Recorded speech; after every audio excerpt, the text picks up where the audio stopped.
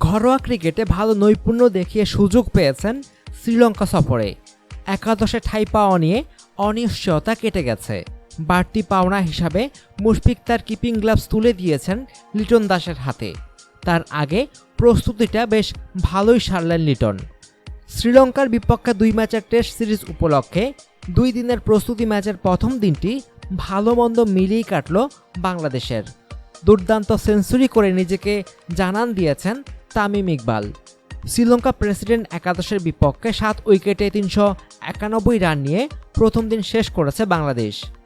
মোরাতওয়াডি জয়সা স্টেডিয়ামে 2 দিনের প্রস্তুতি ম্যাচে টসে হেরে ব্যাটিংয়ে যায় বাংলাদেশ।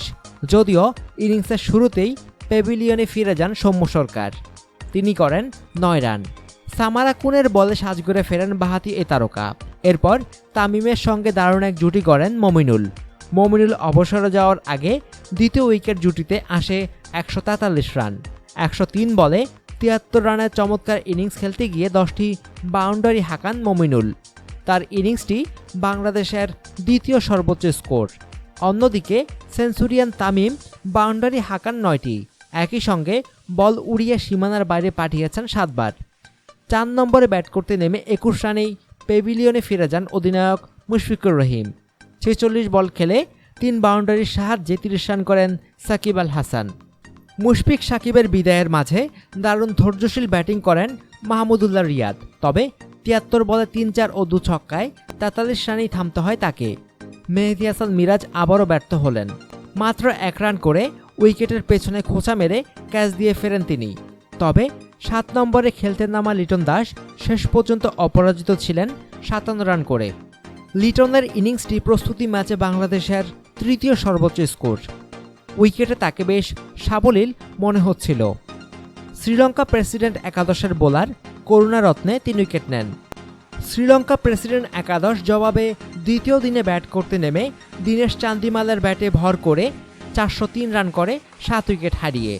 চান্দিমাল 190 রানে অপরাজিত থাকেন। তার ইনিংসে 21টি 4-এর মার এবং 60টি 6-এর মার ছিল।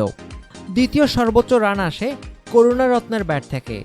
তিনি অপরাজিত থাকেন 50 রান করে।